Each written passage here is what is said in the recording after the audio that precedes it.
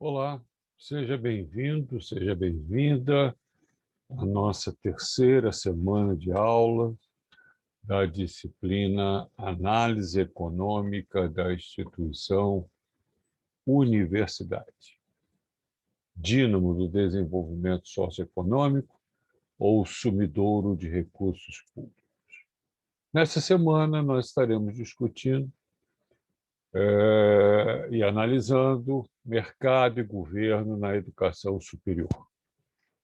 Para a aula de vocês, eu estou utilizando intensamente o texto de Fábio Waltenberg, quando estava fazendo o seu doutorado na Universidade Catholique de Louvain. E, durante o seu doutorado, ele publicou um artigo relacionado com a sua tese de doutorado, cujo título é Teorias Econômicas de Oferta de Educação, Evolução Histórica, Estado Atual e Perspectiva.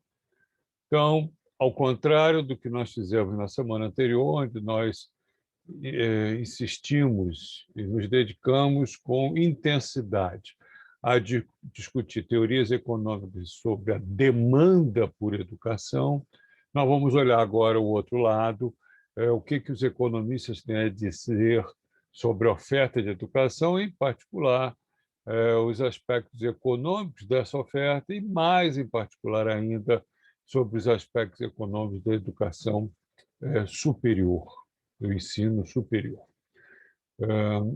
O texto que eu vou usar na discussão inicial foi publicado no periódico científico Educação e Pesquisa, de São Paulo, em 2006. No segundo vídeo relacionado a esse assunto, eu farei a ponte entre o que esse artigo apresenta e os demais artigos que eu indiquei sobre o assunto dessa semana. Bom, inúmeras críticas têm sido feitas à teoria do capital humano. Isso também não é novidade, nós já vimos algumas dessas críticas na nossa semana de aulas anterior, mas aqui surge uma crítica que nós não falamos muito. É uma crítica muito profunda à teoria do capital humano, identificando como a deficiência mais relevante da TCH é o descaso dos autores, dos pensadores da teoria do capital humano em relação à oferta de educação. É como se, existindo demanda, a oferta surgiria como caindo do céu como um passe mágico. E essa deficiência da teoria do capital humano é apontada por inúmeros economistas que se dedicaram ao uso da economia na análise da educação, com destaque professor Blaug e professor Van de Berg. Os estudiosos da TCH, muito preocupados com os determinantes obstáculos à demanda individual por educação, deram pouca atenção a possíveis restrições e obstáculos enfrentados pela oferta da educação. Certo? E essas restrições de oferta, as dificuldades que podem surgir na oferta da educação, elas podem ter origem em termos infraestruturais, falta de uma infraestrutura adequada para ofertar a educação, pode estar relacionado com dificuldades tecnológicas, organizacionais, instituições, público e privado, que combinação de público e privado, instituições religiosas e não religiosas, problemas de coordenação, quanto de oferta vis-à-vis a demanda existente, problemas de motivação, são as mais importantes, como nós vamos ver, mas existem outros obstáculos e outras restrições e empecilhos à oferta de educação, em especial de educação superior. Pela ausência de muitos estudos de teoria do capital humano com relação à oferta, havia a crença, e há a crença por muitos, que existindo demanda por educação dentro de uma determinada sociedade, essa demanda se transformaria automaticamente em capital humano e encontraria uma oferta desde que houvesse um atenuamento de restrições de crédito pelos crédito para os demandantes de educação. Não obstante, a teoria do capital humano via as escolas como firmas especializadas na produção de educação e o sistema educacional, educativo, como uma indústria que apresentava algumas peculiaridades.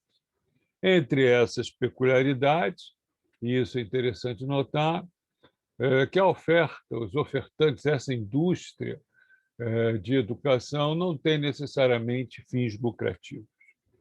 Os objetivos podem ser os mais variados possíveis e, geralmente, são múltiplos. A oferta de educação envolve instrução cognitiva, instrução moral para os seus demandantes, gera oferta, produção e oferta de pesquisa, gera divulgação do conhecimento por atividade de extensão, envolve formação de professores, envolve a geração de uma mão de obra cada vez mais bem treinada para a demanda da sociedade.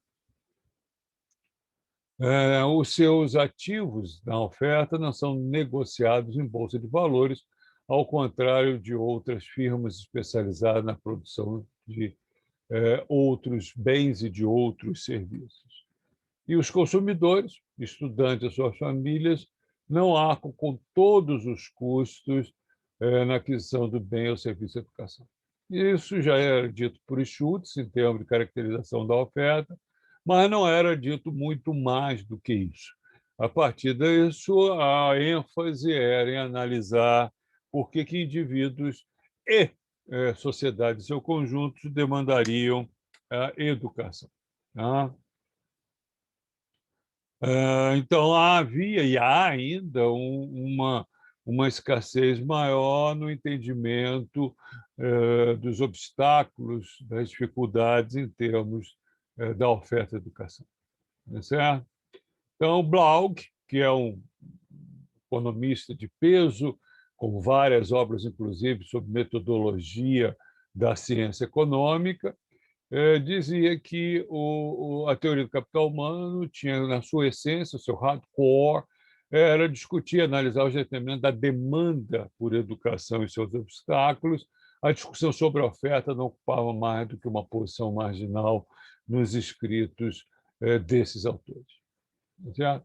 À medida que o interesse do economista, da análise econômica, o interesse pela educação passou a crescer, em algum momento seria automático que fosse olhado também, além da abordagem sobre a demanda da educação, por educação, começar a surgir análises, estudos, pesquisas mais aprofundadas sobre a oferta de educação. Porque, apesar de uma atividade muito peculiar, a educação não deixa de ser um bem econômico, isso é um bem escasso, e cuja sua oferta, sua produção depende de escolhas, tem custos de oportunidade, depende de renúncias feitos por indivíduos, pela sociedade, em termos de recursos escassos, para que seja viabilizada a oferta de educação. Então, além da motivação teórica dos economistas, o crescente interesse sobre os aspectos econômicos da oferta de educação começou também a ser estimulado por um fato histórico, um fato empírico. Acontece nos Estados Unidos, um país com o indivíduo e a sociedade dão uma importância imensa ao processo educacional. Os norte-americanos começaram a perceber que havia um aumento da parcela do produto interno bruto dos Estados Unidos dedicados à educação. E o que surpreendeu, esse aumento da parcela do PIB dedicada à educação estava sendo acompanhado por uma queda nos resultados dos exames de avaliação do desempenho dos alunos que recebiam esse treinamento, essa qualificação. Tá? Então, a partir da segunda metade do século XX, nos Estados Unidos começa a surgir uma literatura acadêmica, técnica, estudos, inclusive financiados pelo próprio governo, para tentar entender o fenômeno, como é que mais gastos com a oferta de educação não estava gerando produtos, resultados cada vez melhores. Tá certo? À medida que os Estados Unidos vão chegando ao final do período conhecido como os anos dourados do capitalismo, os anos dourados do capitalismo, principalmente nos Estados Unidos, mas em todo o mundo, foi o período que vai do final da Segunda Guerra Mundial até o início da crise do petróleo em 1973. É o período de maior crescimento econômico de toda a história do capitalismo mundial. Certo? Os Estados Unidos cresceram economicamente muito, todo o planeta Terra, todos os países cresceram muito no período que vai de 45 a 72, nos anos dourados. À medida que se aproximava o final disso, ficava ainda mais preocupante gastos crescentes com a oferta de educação, não sendo acompanhado de um aumento no desempenho de testes de avaliação por parte dos formados, por parte dos que saíam dos bancos escolares dentro dos Estados Unidos e, posteriormente, de outros países do primeiro mundo também. Bom, nesses estudos sobre a oferta de educação, a solução teórica que os economistas deram no primeiro momento foi para incorporar ao lado da oferta no estudo econômico da educação foi o uso das famosas funções de produção. Não uma função de produção de como produzir um automóvel, uma caneta, uma geladeira, mas uma função de produção que insumos e fatores de produção eu preciso demandar, como combinar isso, que tipo de tecnologia eu tenho que usar para poder gerar produtos da educação em quantidades cada vez maiores e qualidade cada vez maior. Tá certo? Então, vamos dar uma olhada nos resultados dos primeiros estudos que tinham essa característica de, ao olhar a educação, a oferta de educação em termos de função de produção, identificar os problemas do uso dos insumos, dos fatores de produção e da tecnologia utilizada. Tá certo? Então, o que se fazia, o que se fez, o que se faz nesses estudos de função de produção da educação? A ideia básica é comparar as entidades do sistema escolar, escolas, faculdades, universidades, fazer essa comparação a empresas afirmam que deveriam alocar seus recursos de maneira ótima, de maneira eficiente, tendo em vista a tecnologia disponível a fim de atingir seus objetivos. Eram combinações de insumos e fatores de produção específicos. O produto final, os produtos finais também eram específicos, em particular a tecnologia de produção, a tecnologia educacional era também uma tecnologia bastante específica. Mas, de qualquer forma, esses estudos usavam os princípios e as ferramentas da microeconomia da empresa, aquilo que vocês já viram na disciplina anterior do mestrado de vocês. Então, os pesquisadores usavam aqueles princípios, aquelas ferramentas, aquele raciocínio, aquela moldura conceitual, com o intuito de avaliar, por exemplo, o nível de eficiência alocativa de determinada escola, coisa que nós iremos discutir em outros momentos aqui na nossa disciplina. A eficiência alocativa de conjunto de escola, a eficiência alocativa do sistema educacional em seu conjunto. Então, modelos teóricos e depois modelos empíricos foram desenvolvidos considerando os custos dos insumos, dos fatores de produção, por exemplo, fator de produção, salários e condições de trabalho dos professores, salário e condições de trabalho dos técnicos administrativos da escola, da universidade, da faculdade, os insumos em termos de que tipo e número de alunos por sala de aula, colocava nesses modelos de função de produção a disponibilidade de infraestrutura escolar, o espaço. Notável nos Estados Unidos a mudança que foi feita no desenho de escolas de primeiro e segundo grau, elas indo para a periferia das cidades para terem área bem mais amplas, que estavam ficando muito difíceis, né, nos centros urbanos, e com metro quadrado cada vez mais elevado, então vai para a periferia, criando áreas de escolas primárias e secundárias, primeiro e segundo grau, extraordinariamente belas, com toda a parte de infraestrutura de esporte, de música, de arte e de ensino tradicional, com construções muito bem pensadas, muito bem manejadas.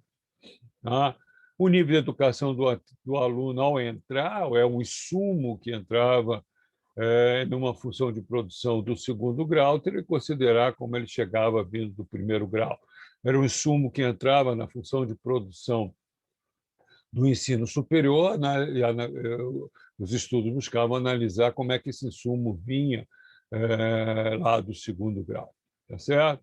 E estudos para fechar, os estudos de função de produção em termos de oferta, estudos que começaram a avaliar o valor do produto final, ou seja, o nível de educação ou o nível de pesquisa ou os resultados pós-escolares dos alunos em termos de desempenho, em particular em termos de salário. Certo?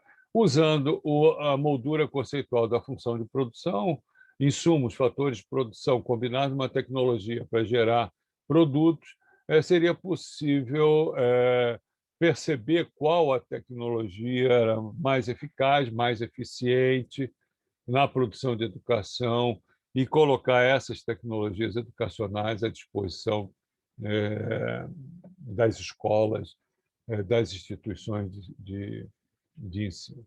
E aí, levando o raciocínio microeconômico ao extremo, você conseguiria pensar uma fronteira de possibilidade de produção da educação, e vocês viram isso também na disciplina de micro, e, a partir daí, não somente conhecer quais escolas se encontravam bem em cima da fronteira de possibilidade de produção da educação, as escolas um pouco abaixo da fronteira e as escolas na rabeira, lá muito distantes dessa fronteira. Tá certo? E aí você discutiria a eficiência alocativa dos insumos fatores de produção dentro de uma instituição chamada escola, instituição de ensino, universidade, seja lá o que for. Ao identificar que escolas, que instituições estavam na fronteira, você tinha, então, indicações de como recomendar mudanças às que estavam mais afastados para chegar no nível de produto final. Então, não se esqueçam que vocês estão fazendo mestrado em economia. Consequentemente, vocês têm que procurar para o estudo que vocês quiserem fazer uma moldura conceitual em economia.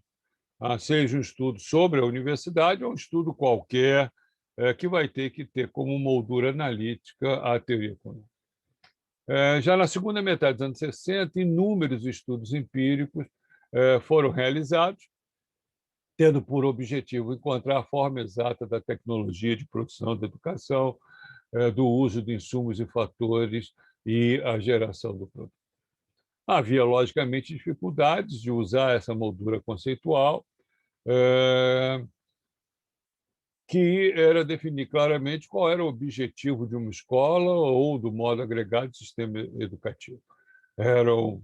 O objetivo era gerar cidadãs e cidadãos mais iluminados, mais ilustrados, com uma formação mais humanística, era uma formação mais técnica, era uma formação totalmente voltada para o mercado de trabalho. Então, escolas distintas têm objetivos distintos dentro daquilo que a gente chama de sistema educacional, inclusive universidades. Eu dou um exemplo na cidade do Rio de Janeiro, onde você tem duas universidades, pelo menos duas, ou cidades, há duas universidades federais, a Universidade Federal Fluminense e a Universidade Federal do Rio de Janeiro, a UFRJ. Tanto a Fluminense quanto a UFRJ tem o tripé de, de ensino, pesquisa e extensão que é tradicional na universidade pública brasileira, a federal em particular. Entretanto, você tem também na cidade do Rio de Janeiro a Universidade Estadual do Rio de Janeiro. E a UERJ, apesar de ter pesquisa, a ênfase é em ensino. A gente costumava dizer, e costuma dizer até hoje lá, que a UERJ é um escolão, é uma grande escola, em termos de dar a ênfase a treinar, capacitar em diferentes áreas os estudantes para o mercado de trabalho e não enfatizar muito o envolvimento desses estudantes com a pesquisa dentro da UERJ. Esse problema existe em todos os cantos do planeta, é uma das grandes dificuldades nos estudos da função. Tá certo? O objetivo é maximizar o desempenho médio dos alunos, é maximizar os conhecimentos acumulados no processo educativo, adicionar valor ao conhecimento do aluno, é gerar algo mais uniforme, recebe insumos como alunos diferentes,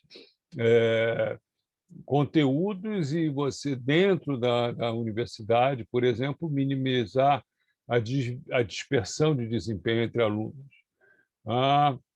Então, quer individualmente, quer em termos de grupos dentro da universidade, homens e mulheres, ricos e pobres, brancos, negros, latinos, e assim sucessivamente. Ou será que o objetivo é garantir que cada aluno atinja o nível mínimo de competências? Ou ainda, que os alunos de maior destaque encontrem condições para que tenham um desempenho excepcional. Você vai buscar os gênios, os pontos fora da curva. Então, o objetivo do sistema seria apenas prover alunos de certas capacidades cognitivas gerais ou prover a esses alunos competências e habilidades requeridas pelo mercado de trabalho. Sem estabelecer o objetivo, o que se espera na saída, é muito difícil você utilizar os instrumentos, as ferramentas conceituais da teoria microeconômica para pensar a função de produção da educação. Tá certo? Para simplificar, tinha que tomar uma decisão para os estudos irem adiante. A opção, em geral, nos estudos da segunda metade dos anos 60 em diante, era considerar que o objetivo das escolas, o sistema educacional, seria de alcançar o mais alto nível agregado de resultados escolares dos alunos.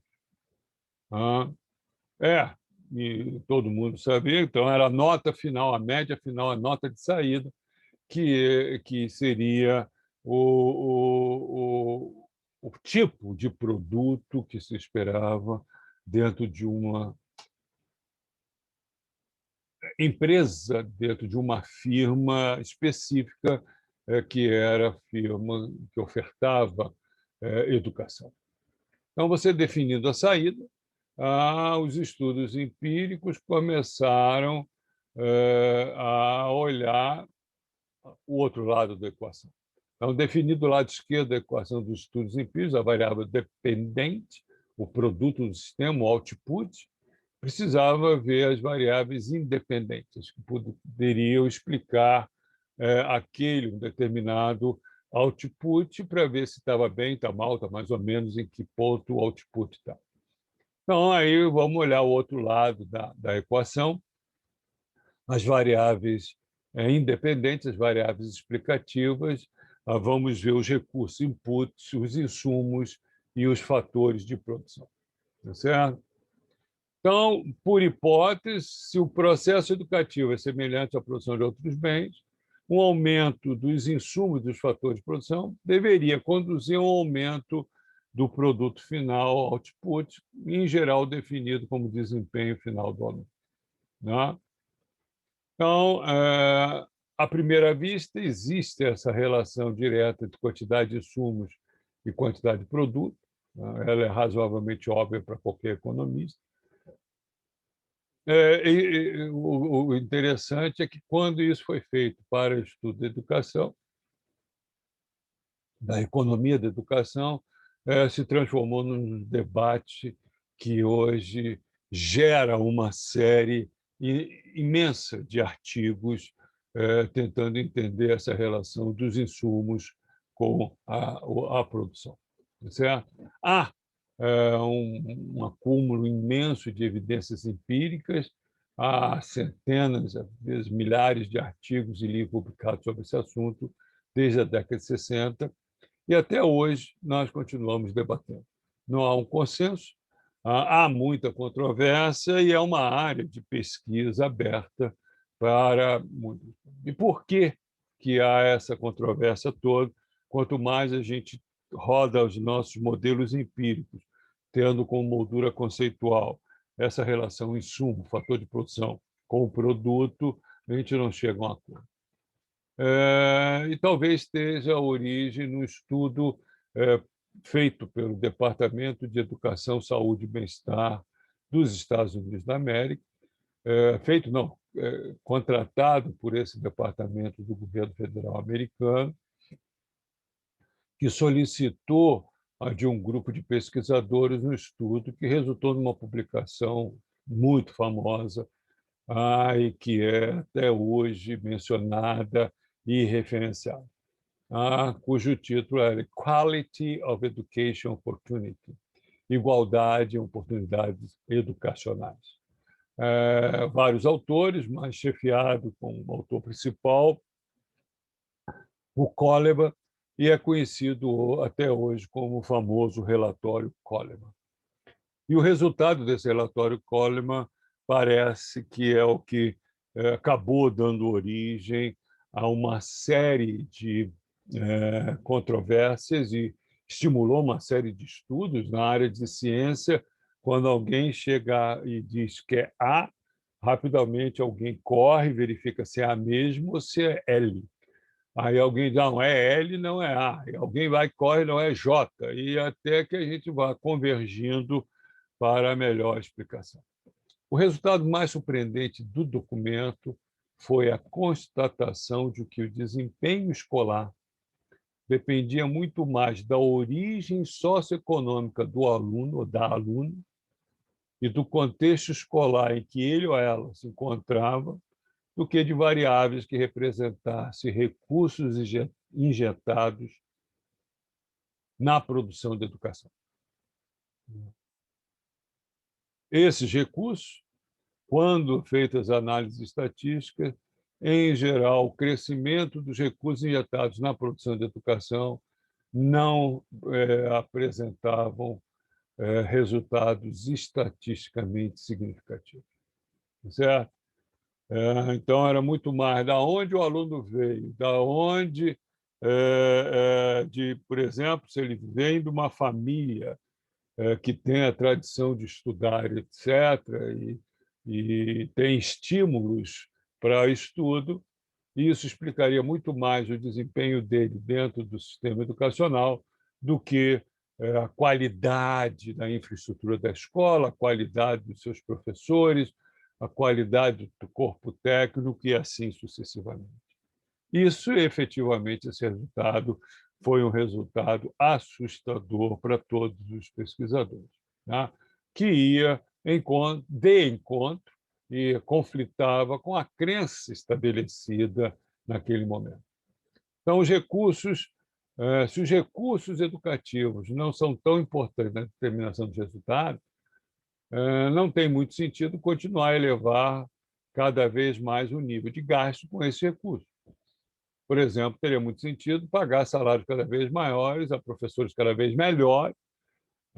Também não teria muito sentido reduzir a razão entre o número de alunos e o número de professores, mas sim buscar outras maneiras de melhorar o desempenho de alunos. Não era um aumento da quantidade, até mesmo da qualidade dos insumos dos fatores de produção que explicava o desempenho dos alunos naquele momento, meados dos anos 60, nos Estados Unidos.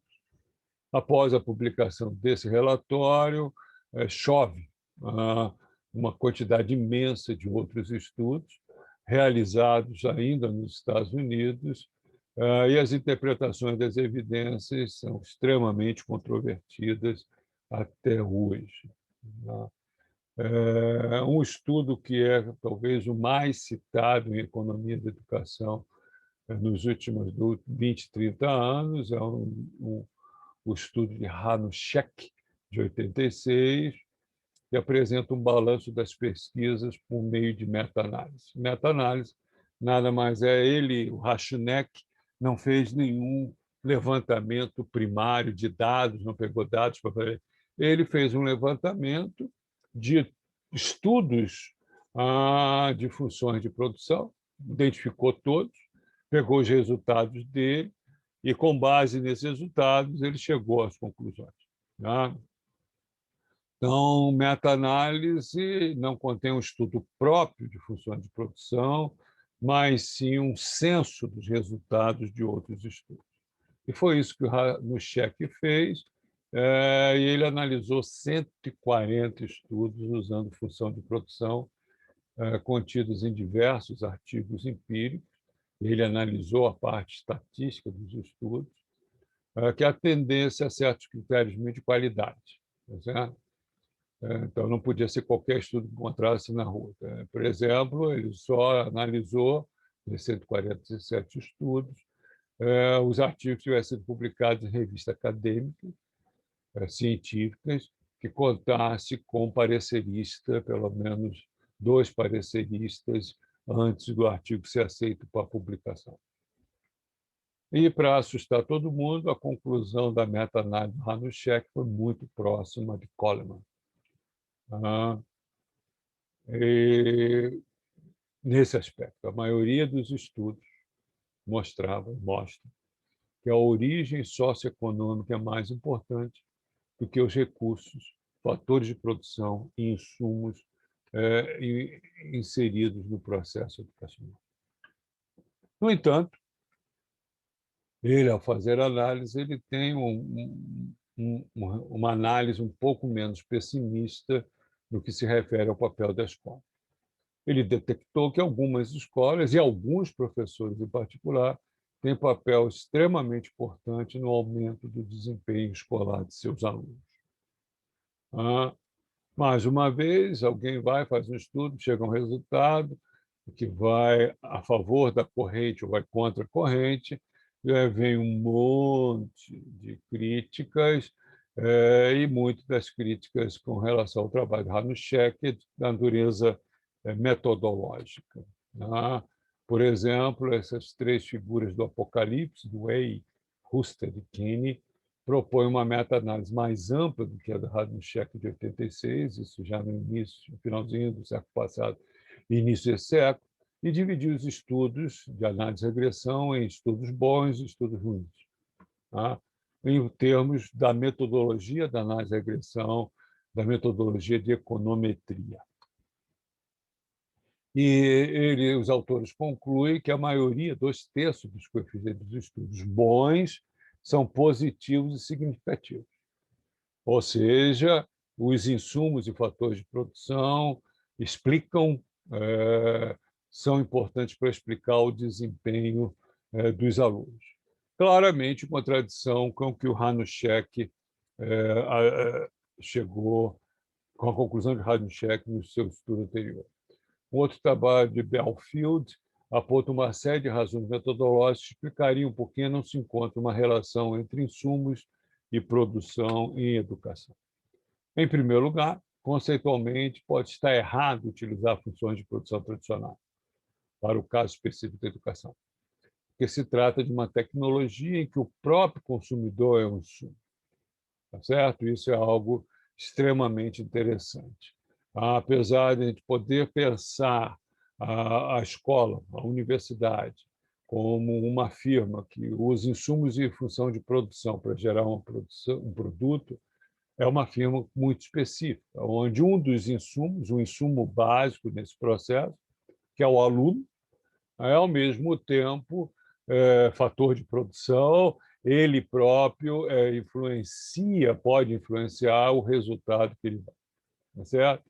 Então, seria muito difícil separar efeitos exógenos e endógenos e os efeitos endógenos e efeitos de contexto da forma como o insumo aluno se insere na tecnologia educacional. Um outro aspecto é destacar que o volume de recursos educativos pode não ser um vetor de variáveis explicativas satisfatório para boas estimações, por não variar muito de escola para escola, dentro do mesmo país. Ou seja, haveria, no caso em particular dos Estados Unidos, uma certa uniformidade entre diferentes escolas de segundo grau. Uma era um pouquinho melhor do que a outra, tinha mais insumo, mais fator de produção, mas era mais ou menos tudo muito próximo. E como a gente sabe, vocês viram ou vão ver numa disciplina de estatística, análise e regressão dá resultado bom quando a coisa varia. Você precisa ter variáveis, desculpe, mas é a melhor maneira que eu tenho de dizer isso, variáveis que variam muito para que o resultado estatístico seja adequado. Um terceiro aspecto que ele destacava de crítica aos estudos, estabelecimento com menos recursos podem usar esse recurso de forma mais eficiente que estabelecimento com mais recursos, tornando muito pouco claro o efeito da quantidade dos insumos sobre o produto, muito mais importante a forma como são usados esses insumos, fatores de produção, dentro de determinadas situações. E, por último, outras variáveis relevantes podem não se manter constante, então, certa hipótese de ceteris paribus na rodagem do modelo, essa hipótese de ceteris paribus não se mantém e o resultado é influenciado por outras coisas. Por exemplo, algumas escolas podem oferecer reforço a alunos em dificuldade, enquanto outras, iguaizinhas, não fazem esse esforço. Tá certo?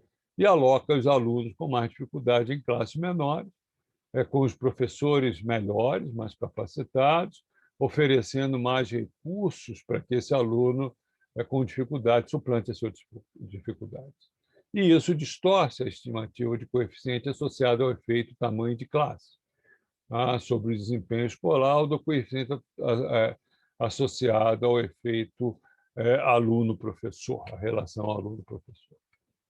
Então, outros estudos vão sendo feitos e apontam para a reafirmação daquilo que Hanushek, em 86, chamava a atenção, que não há uma relação mecânica, nem positiva nem negativa, não há uma relação mecânica direta entre recursos escolares e desempenho de alunos, pelo menos nos países ricos, países avançados. Esses estudos também apontam que, embora haja exceções, as evidências sugerem que boa parte da escola não é economicamente eficiente, ou seja, há desperdício de recursos, alocações de insumos e fatores inadequados na transformação desses recursos em produto. Então, não é questão de aumentar o volume de recursos, é usar melhor os recursos disponíveis dentro do sistema educacional.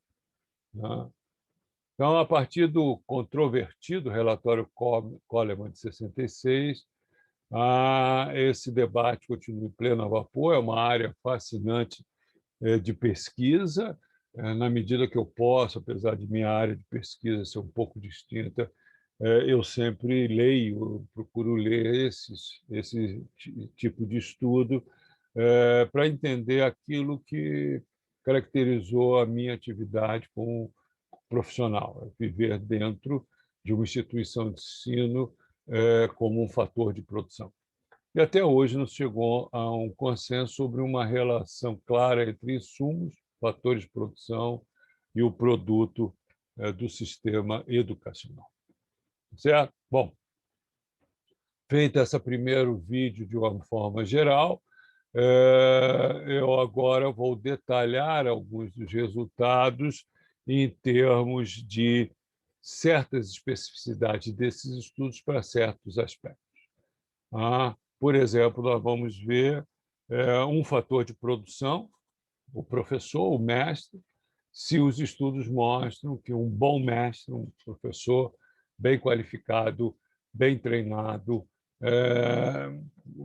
com disposição, com vontade, ele tem um efeito, é um fator de produção cujo efeito sobre o resultado final é maior do que um professor mal treinado, um professor desestimulado, um professor que não tem muita habilidade dentro de uma sala de aula. Mas isso nós vamos deixar para o nosso próximo vídeo, e já vocês terão essa discussão. Tá? Então, muito obrigado pela atenção no nosso primeiro vídeo e aguardem que já vocês terão acesso ao segundo vídeo. Um abraço para vocês e até daqui a pouco.